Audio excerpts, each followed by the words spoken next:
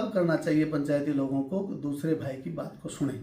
मैं अपनी अनेकों बातें ऐसी हैं जो बैठ करके देवेंद्र बूडिया जी मेरे बड़े भाई हैं, वो और मैं और आप लोग जो साथी हैं आपकी कमेटी, मैं मेरे समाज के साथियों से भी अभी तक मैंने नहीं कहा, ना मैं उनको बुलाऊंगा। क्यों कि मैं जब आपके समाज ने फैसला किया है तो आपके समाज पर मैं काफ़ी विश्वास करता हूँ।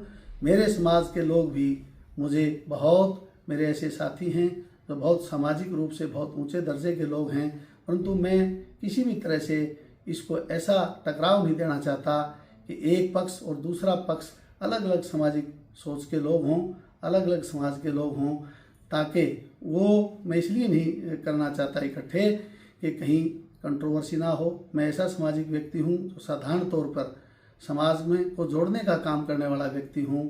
कृपया करके अपने ही समाज के लोग, आप लोग, मैं सभी प्रबुद्ध लोगों से प्रार्थना करूँगा और मैं व्यक्तिगत रूप से भी मैं एक आध साथी को फ़ोन करके मैं उनसे निवेदन भी करूँगा कि ये एक ऐसी कमेटी बनाएं और वो कमेटी ये बैठ करके हरियाणा भवन में तमाम वो चीज़ें देखें और वहाँ का ये परिदृश्य देखें, वहाँ का ड्रामा देखें, वहाँ के फोटोग्राफ देखें, क्योंकि हर जगह कैमरे लगे हुए हैं और कैमरे जब लगे हुए हैं उन कैमरों में सारी चीज़ें पारदर्शी हैं, वो सब सामने आ जाएंगी।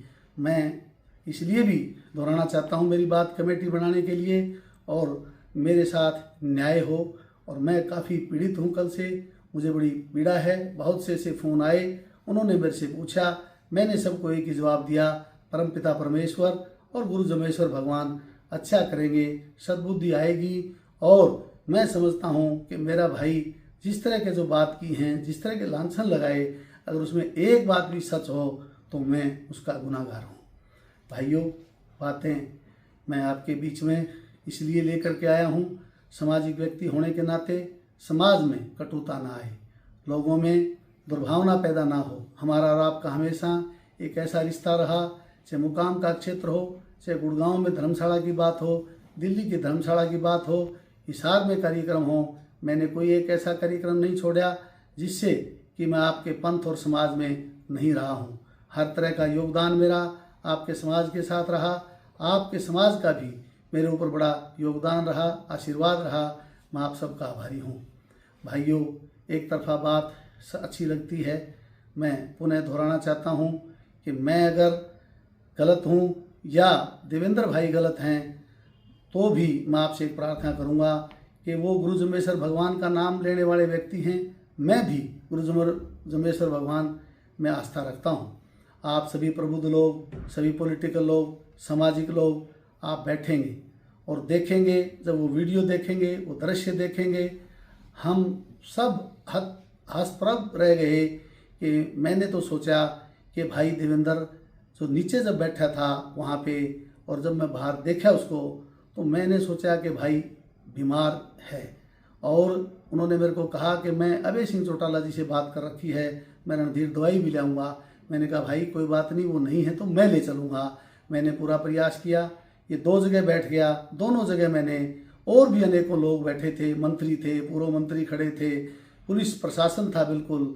तो वहाँ पे मैंने 2 बार इसे काफ़ी हद तक निवेदन किया और मुझे लगा कि कहीं ना कहीं इनको जो ना, मैं 2 बार जब इनको कहा कि आप चलो लेके चलते हैं आपको हॉस्पिटल, तो कहा मैं अपनी गाड़ी में जाऊँगा। मैंने जब गाड़ी देखी बाहर तो गाड़ी भी नहीं थी। मैंने कहा कौन आदमी आपके साथ है, इसने बताया भी नहीं। तो मुझे नहीं लग रहा था मैं कि भाई ये कोई आदमी जो है ठीक से बात कर रहा है। मुझे अपने मन में ही ऐसा हुआ कि या तो ये आज कोई अनकॉन्शियस है या बीमार है, ऐसा लगा मुझे। तो मुझे मैं पीड़ा हुई इस बात की। एक बार इसने मुझे ये भी कहा कि भाई मेरे फ़ोटो खींच लिए। अरे मैंने कहा फ़ोटो खींच लिए, अभी तो हमेशा ही फ़ोटो खिंचाते हैं, दोनों भाई फेसबुक पर लगाते हैं, तो भाई फ़ोटो डिलीट कर दे, तेरे को अच्छे नहीं लगे तो कोई बात नहीं। मैंने इनको अपने ड्राइवर को कह के मोबाइल पकड़ा दिया।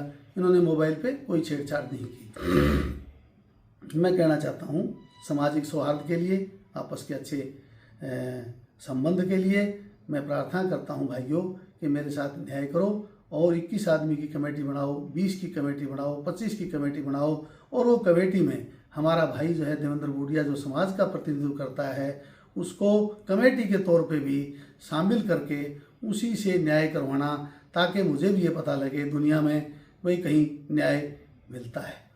भाइयों, उन्हें आपसे प्रार्थना है, मेरे से कोई गलती या भूल हुई हो कोई बात कहने में, तो मेरे समाज के साथियों से मेरी प्रार्थना है कि आकर के मेरे पक्ष को अवश्य सुने, हम दोनों भाइयों के पक्ष को सुने, और इसके बाद जो निर्णय हो वो मुझे स्वीकार होगा आप सबका। इसलिए पुनः आप सबका धन्यवाद करता हूं। आशा और उम्मीद करता हूं कि आप मेरी बात को सुने बगैर किसी प्रकार का फैसला ना लें, ऐसी मेरी भावना और उम्मीद है और प्रार्थना है। धन्यवाद।